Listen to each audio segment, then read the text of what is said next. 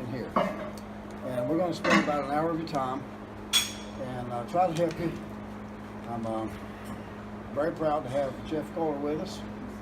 He's 77 years old, has world records in powerlifting, and still competes. Jeff, the floor is yours. Thank you. I too am glad to see everybody that's here. Instead of on the lake drinking beer somewhere, or up in these blue mountains hiking and biking. It shows some dedication to, or at least some interest in powerlifting. I have something I need to say before we start, and it's kind of in the nature of a confession. And it's one of the reasons that I moved up here to the Morganton area, is to get some help. And that is this. My name is Jeff, but I'm a coachaholic. Whenever I see somebody do something in the gym that I think they can do better, I often tell them. Sometimes they say thank you, and sometimes they say go to hell. And I have to learn to control that impulse. So I go to meetings and I have counseling, and there's a doctor up here in Morganton that specializes in that type of addiction, and that's one of the reasons I moved up to the Morganton area. So if I interrupt your workout with some inane instructions, please understand that it's part of what I do and I can't help it. I want to talk about some general things in lifting and a few specific things. First, let me tell you my relationship with a group called Elite FTS. They're a retailer of equipment. Some of the equipment is here in this gym. And they publish articles every day, coaches' logs and athletes' logs. That's a great source of information for all of us. I still read a lot of my teammates' articles. I'm not a sponsored athlete with them, although they have sponsored athletes. And I'm not one of their coaches, although they have some really great ex-lifters who are coaches. But I am one of their columnists. And I have an article that comes out monthly. The next one actually comes out tomorrow morning. And some of the things in that article I want to talk about today, and some things we just need to talk about generally. Now, generally, you need to ask a question about your training. Whatever your training is and for whatever purpose you're training.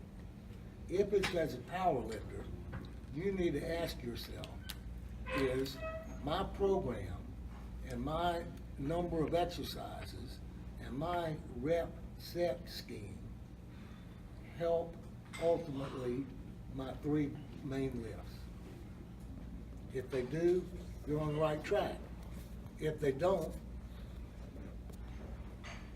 why are you doing it? If you're doing them to look better, okay. If you're doing them because it makes you feel better, that's okay too. But if they're not contributing to your three main lifts, are you wasting time and energy in the gym by doing them? The other thing is, if you're not a power lifter, but you have some goal in exercise, to look better, to feel better, to whatever it may be, what you do towards that goal should be towards that goal and not haphazard. Have a plan, exercise that plan to reach that goal.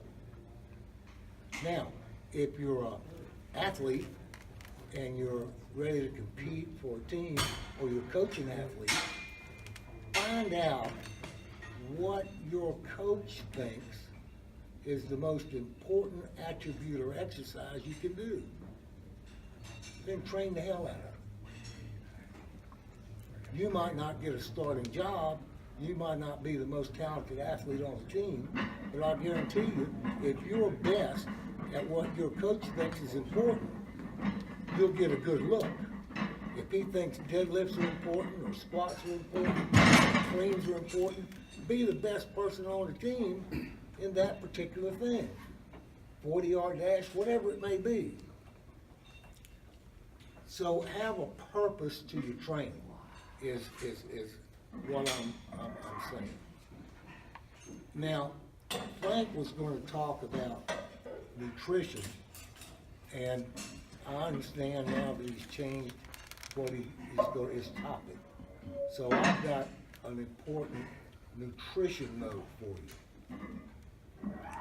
You know how when you buy bagged salad and you put it in the refrigerator, it sometimes turns brown and gets a slimy liquid in it? Donuts don't do that.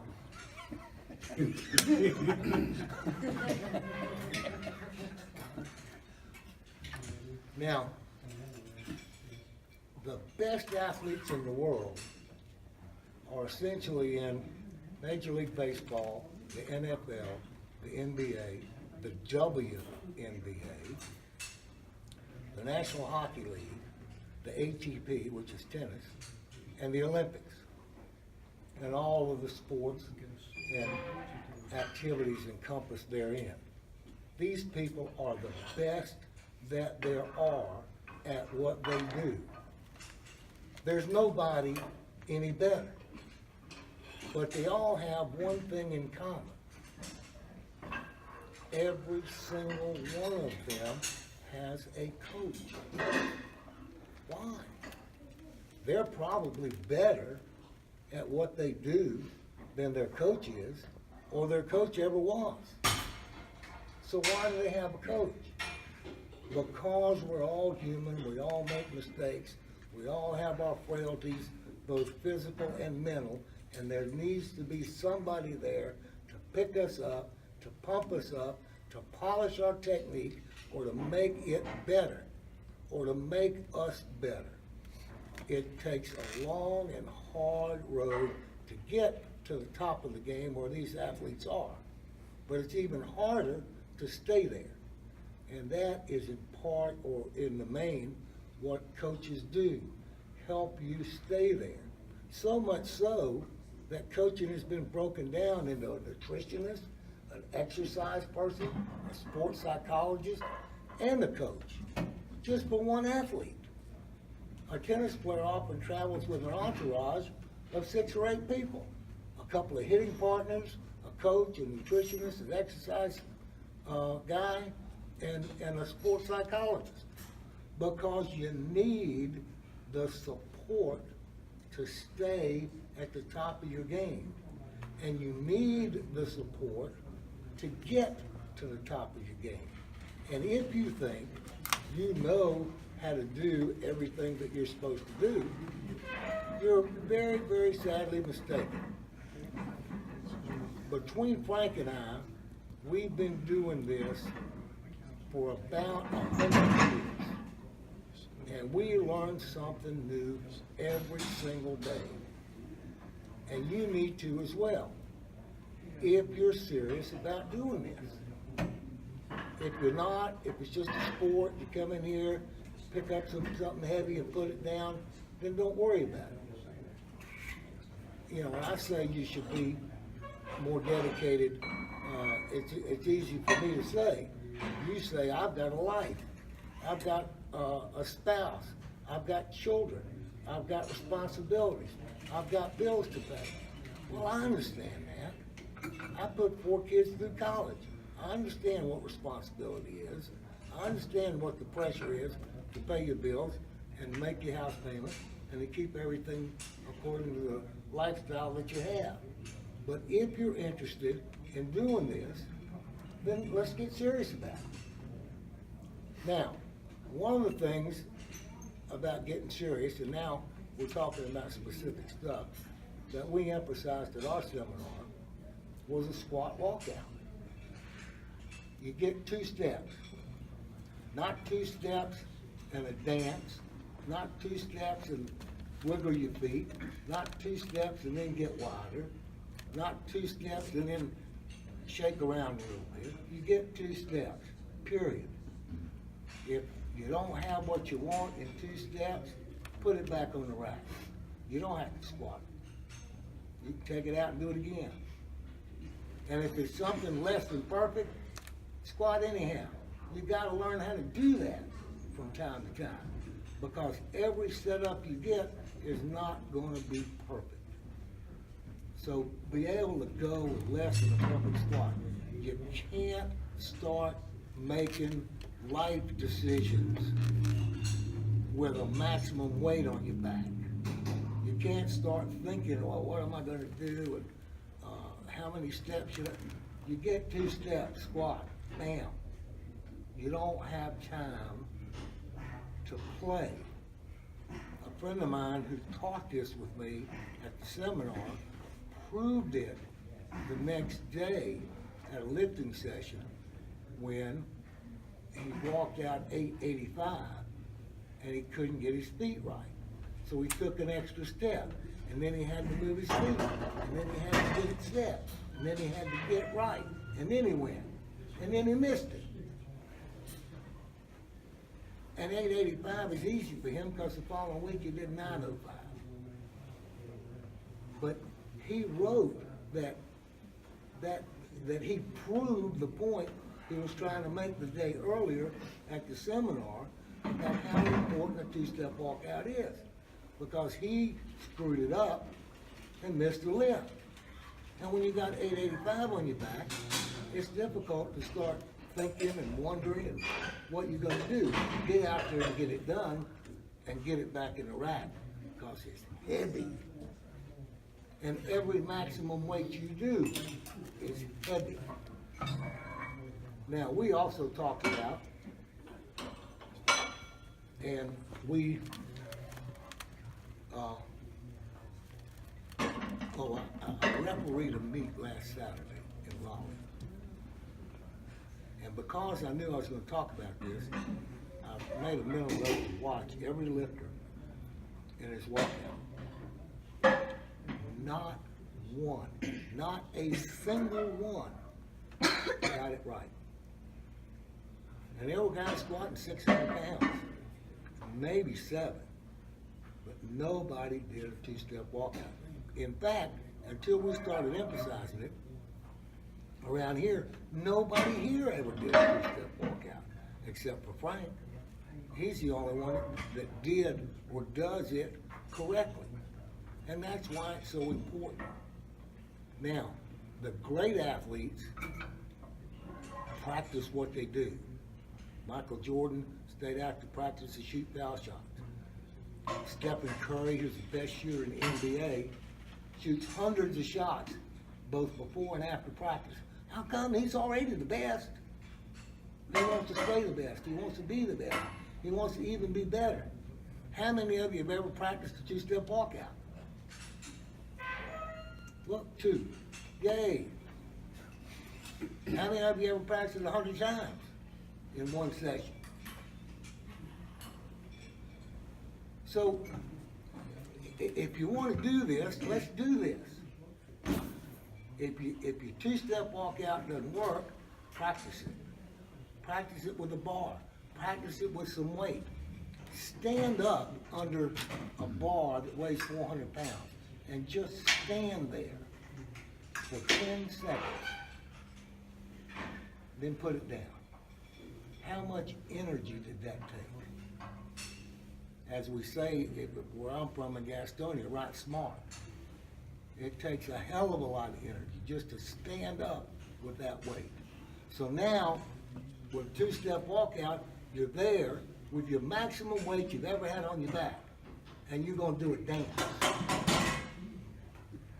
You can't do that and not be efficient. So that's just the first and basic little thing about a squat.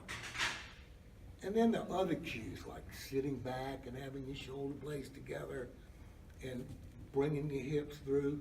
And all of us have to do certain things in every lift, okay?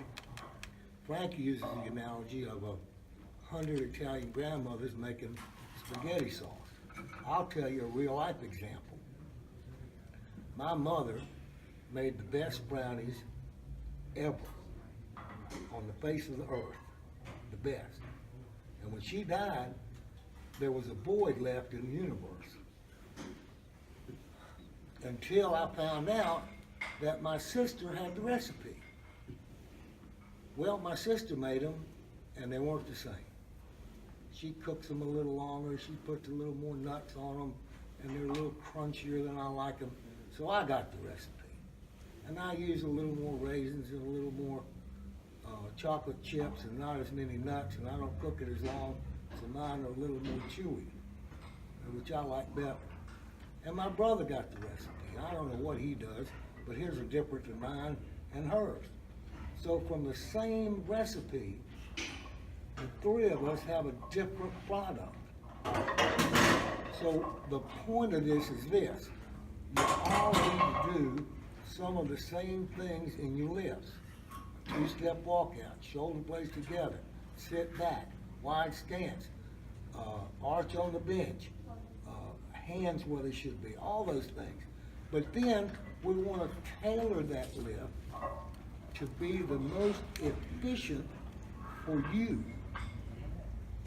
Because every single one of you has a different length of your lower leg, a different length of your upper arm, a different body composition in terms of meat on your bones or a lack thereof. So every one of you will have a different path to your squat or your bench press or your deadlift based on your specific body composition. And that's why we want you to do all of the correct things and then do what's most efficient, not what's most comfortable, most efficient for you. And if we can get that out of you, then you'll be a good lifter. If we can get the most efficient lift that you can do, then you'll be a good lifter. Or at least you will have fulfilled your potential. And that's all we can ask of somebody, is to be the best you can be. Same thing with a bench. At this seminar, we had some guys as tall as these two guys, and they had the same grip on the bar that I do. I walked over to him, I said, yo, I have the same grip on the bar as you. You're a foot taller than me. What's wrong with that picture? So we got them wider on the bar. We got their feet planted on the floor. We got their shoulder blades together. We got a little better arch. We got their shoulders dug into the bench. We got their butt without any weight on it, with the weight on their feet. And every single one of them got a PR that day. Just from the changes that we made to their setup. They already had the strength. They were strong guys. They've been working out. They just didn't have the technique. Well, you know, one of them was from North Dakota. You can't expect there'd be much going on up there. But in any event, and he was a coach. He coached lifters. And we changed his thing all around. And he PR'd that day in about 20 minutes. So while Pinkies on the Ring is a good guideline, not if you're over 6 feet tall, it's not. If you're over 6 feet tall, you gotta get wider than that. And if you're 10 years old, you don't need to get that wide, as we have said. Mr. Pinky's on the ring over here. Oh, you are. And the same thing applies to other aspects of the bench press. The bench press is probably the most technical lift of the three, okay? Believe it or not, it seems like the easiest. You'll just lay on your back and push your weight up. And heretofore, when we did it in school, it was a chest and tricep exercise. What's the big deal? Well, it's not. It's a complete, full, total body lift. You need to have your shoulder blades together to involve your traps. You need to, as you bring the weight out, bring your shoulders down, which stiffens the entire upper part of your body. Your legs have to be involved. Your glutes have to be involved. All those things have to be involved. And it's difficult to remember all the cues at one time. That's why we practice. So that when you get to a meet, you don't have to think it through. Or when you get to a meet, somebody can coach you through it and you don't have to think about it. At a meet I was in April, a friend of mine from Memphis, who was a great coach and a professional lifter, has a pro total, came over where I was squatting and coached me through it. He didn't tell me anything I didn't already know, but he took some of the responsibility off me to think of all those things.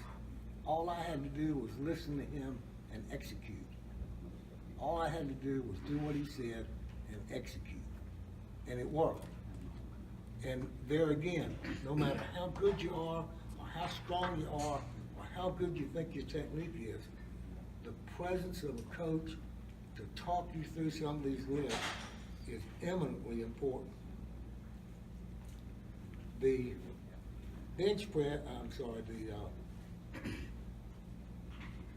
the other thing with the bench press that I find that drives me crazy, and a good friend of mine does it. There's a 500-pound bencher, so I can't really fuss at him.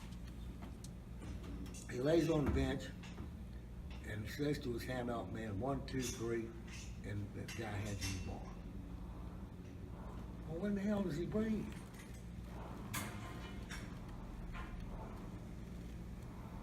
You need to take in big air so that when I'm coaching somebody, I want to see your stomach rise, that you took in so much air. I want to see that when I say take in big air, if you can't show me, then you didn't get big air. I want to see it. I want your stomach to rise by an inch or two, which again takes less distance for you to push it off. So if you're going to count to 3 and tell a guy when to lift off, when are you going to breathe? When the bar's in your hand? I don't think so. You don't breathe when you're under a load. That's how you pass out. And a bar falls in your neck or face. Take your big air, get the bar, do your exercise, and breathe. Now, figure out how to work that out with your handoff man so that he counts to 3, not you on the bench. Figure out a technique. When he sees you take your big air, he knows then to hand it off. Figure out something with your handoff man so that you're worried about getting your air, not about counting to 3. We all know you count to 3, even Trey. So get your air. Work hard at what you're doing.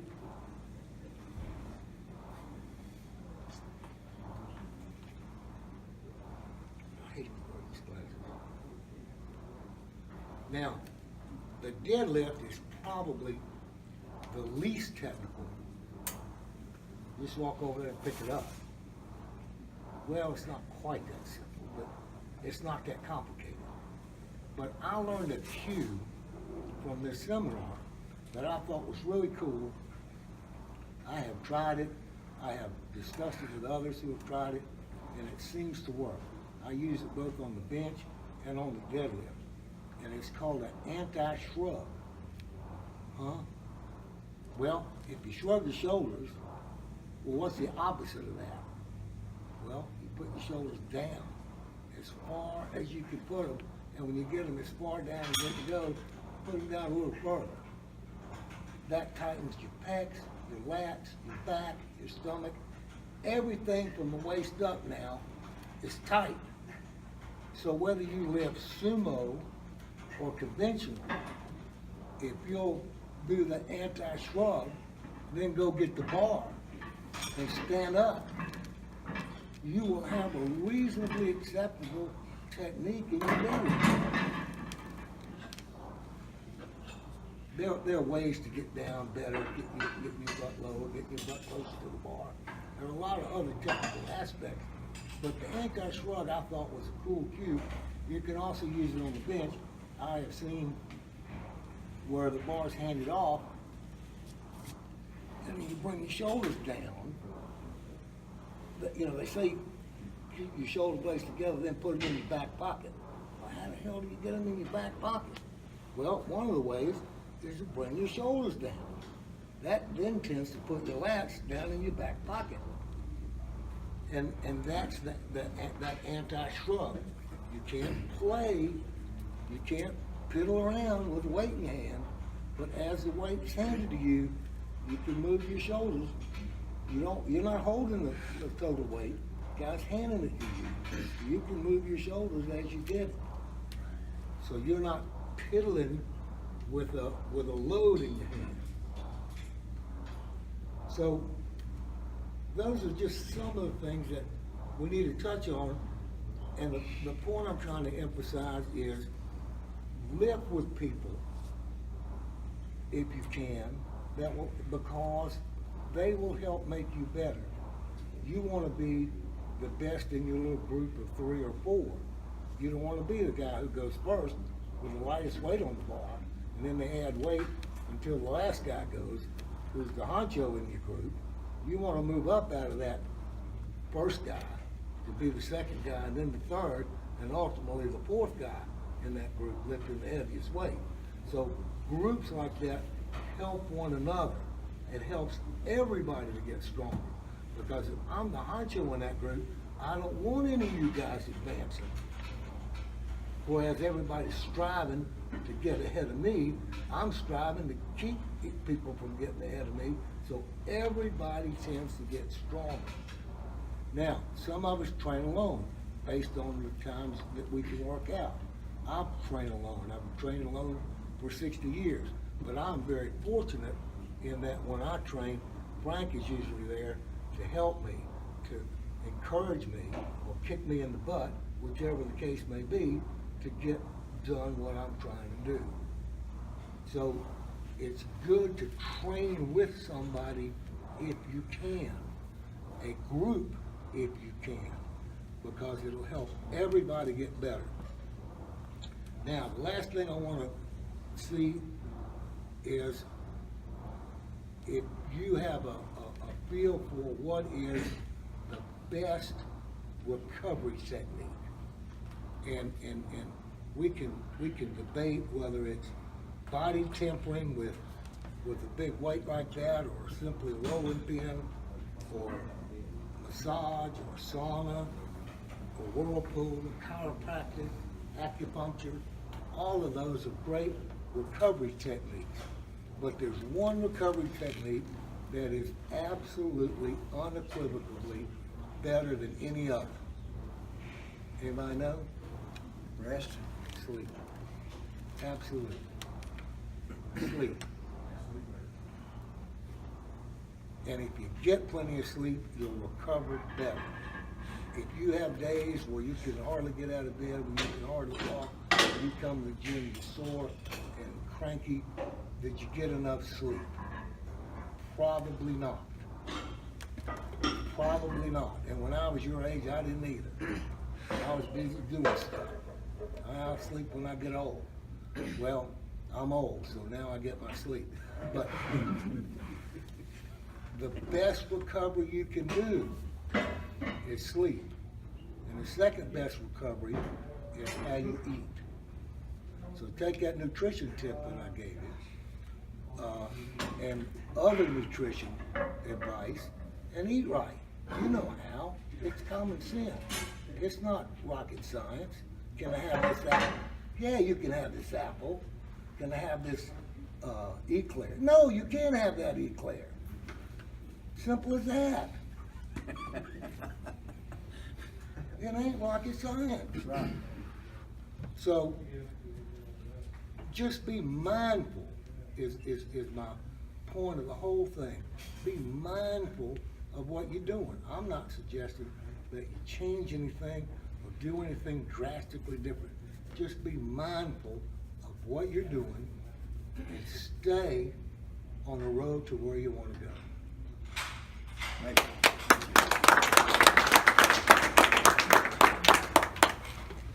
Thank you, Jeff. And I appreciate you ending that great seminar with the comment, be mindful. And I want to take a few minutes of your time and speak to you about being mentally strong. I listened to some great coaching advice from Nick Saban the other night on ESPN, and when he talks about being mentally tough. We're powerlifters, so I'm going to put a little spin on it and talk to you about being mentally strong. And when I mention this, I want to cover two aspects. When you hear mentally strong, I want you to understand having a high IQ. And God knows powerlifters need to improve on that. And being mentally tough. Okay? I'm going to give you 3 M's. The first one is methods. You have guys come in this gym. What are you doing? Well, I'm doing the cube method. They come in the next day. How's it going? Pretty good. I didn't like the cube method. I'm going to do Boris Chico's workout. They come in the next day. How you doing, man? Well, I decided to do conjugate. I watched some stuff by Louis Simmons. That doesn't work. You've got to make a decision about the method that you're going to use to train with. And you're going to have to be patient with that method and stick to it 5 or 6 weeks, and then make a decision if that works for you or not. Because Trey is 10 years old, it's okay if he gets up today and says he wants to be a fireman, and tomorrow he wants to be the Hulk, and then the next day he wants to be a policeman. You know, that's okay if you're 10 years old. But if you're an adult and you're a powerlifter, you got to be a little better than that, okay? And you've got to allow these, be patient with these training methods and see if they work. They do it with pre-workout. Well, I tried No Explode, and then I tried Super Pump, and then I tried this, and then I tried that. The next thing you know, your body's immune to all of it. Get a container of pre-workout, take the 30 servings over a month's time, and then reflect back on your gains and see if it worked or not. You can't go day by day like that, okay? Your training methods. And a lot of what Jeff said today goes perfect with what I'm trying to say. Several times Jeff would, use illustrations and talk to you about what he's trying to get across. And he'd say, I want you to be mindful. I want you to be mindful. I want you to be more mindful. Okay? So, recovery, you got to strain your brain a little bit. You say, well, I get 8 hours of sleep, and when I wake up, I still feel tired. Strain your brain, do a little research, ask a coach how you can improve the quality of your sleep. Okay? Training methods. We had some kids come over here early one morning, and one of them benched 275, about 6 a.m. About 2:30, he brings a truckload of students with him from Freedom. And I said, what's going on? I want them to watch me bench that 275 I got this morning. So they're all crowded around him, and he can't even get it off his chest. And he said, I don't understand. I got that this morning. You can't max out twice in the same day. You shouldn't max out twice in the same week. Okay? I'm talking about having a better IQ when it comes to training methods. And then we'll talk about meals. Jeff commented on it some. You've got to be mentally tough. the guys come in and they say, well, I'm not feeling it today. I had 2 pizzas and a pitcher of beer at midnight last night. What do you expect? You're not mentally tough. You have to stand up to yourself and say, I'm not going to eat that. And what Jeff said, it is simple. It's not rocket science. We don't need to overcomplicate things. You sit down at the table and you look at what's for dinner. If it makes you strong, eat it. If it don't make you strong, don't eat it. Okay? At Thanksgiving, when I meet with my family, I have turkey and I have vegetables. And when everybody goes to the dessert, I go back and get more turkey and vegetables. And I've had some of them make some smart comment about it. And I stand up to them. I said, you're not conscientious about what you eat, and I'm not giving you a hard time about it. And you're not going to be giving me a hard time about eating right. Okay?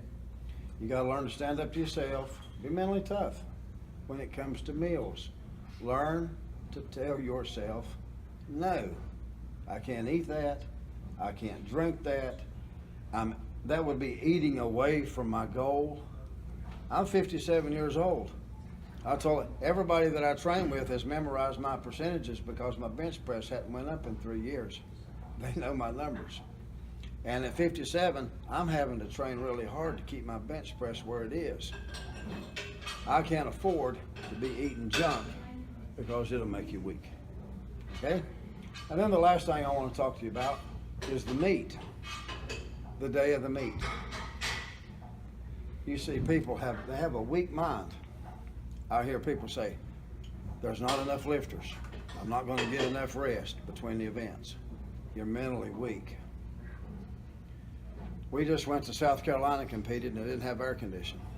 And people was crying and people was whining and falling apart. All you got to do to have a meet is some weight and a judge. That's all you got to have. Everybody's competing in the same gym, you know, with no air conditioning, so it's fair. Jeff was talking to me about a tennis player. She said she lost the tennis match because the wind was blowing. And so Jeff says, was it only blowing on your side of the court? She's not mentally tough. People get out of their comfort zone just a little bit and they fall apart. You need to be smart. Calculate your percentages. One of the most frustrating things to me as a powerlifting coach is I'm working out with you. I'm going to load the bar for you. And I said, what's your 70%? And you don't know. Mental strength. If I'm going to load it for you, you need to tell me what you want on the bar or you can load it yourself. Okay? There's some things you have to do. Okay? I asked the powerlifters a Saturday before we went to South Carolina, who's going to hand the bench press bar out to you? And some of them didn't know. That's mental weakness. I said, what you going to open with? I ain't got that figured out yet. A week before a meet, you need to have that figured out. Okay? Strain your brain. Okay? I don't want to be a dictator. I don't want to be the kind of coach that does all your thinking for you. Okay? I want to kind of guide you in the right direction and encourage you in the right direction. But there's some things you've got to do for yourself. I'm not going to check your gym bag Saturday morning to make sure you put everything in there. That's your job. And how many times have we been to a meet and they get on the intercom and they say, does anybody have an extra medium singlet? Or does anybody have a 2X singlet? Because the guy forgot to bring his. Yogi Berra says in his book, and you should get it, he always double checked his gym bag 6 times. He was a catcher for the Yankees, and catchers wear a lot of gear. And he said it was real embarrassing and humiliating to travel across the country and have to ask your opponent, do you have an extra knee guard? Do you have an extra face mask? Strain your brain, be mentally tough, And I'll close with this illustration, and you can watch it on YouTube. Fred Hatfield describes the man that squatted 1,000 pounds the first time. Fred Hatfield was not the man to squat it and get credit for it in a meet the first time. The man who did it, when he stepped out with it the first time, the weights slipped off each end of the bar, almost killed the judges. A lot of people, that would have been it. It would have wiped them out. Their day would be over because they're not mentally tough. So they load the bar again, and this time, when he squats it, he gets forward like a good morning. It comes over his head, breaks his nose, and knocks him out. That would definitely knock most people out of the meet. They loaded it the third time, and he squatted it and got credit for over 1,000 pounds. You have got to be that mentally tough. If you screw up on your squat, you got to dismiss that out of your mind and get your mind on that bench press. You got to be mentally tough enough to do that. Something doesn't go right in the bench press, miss your third attempt, a technicality, and you didn't really agree with the judge. You've got to get that out of your head and get your mind on the deadlift.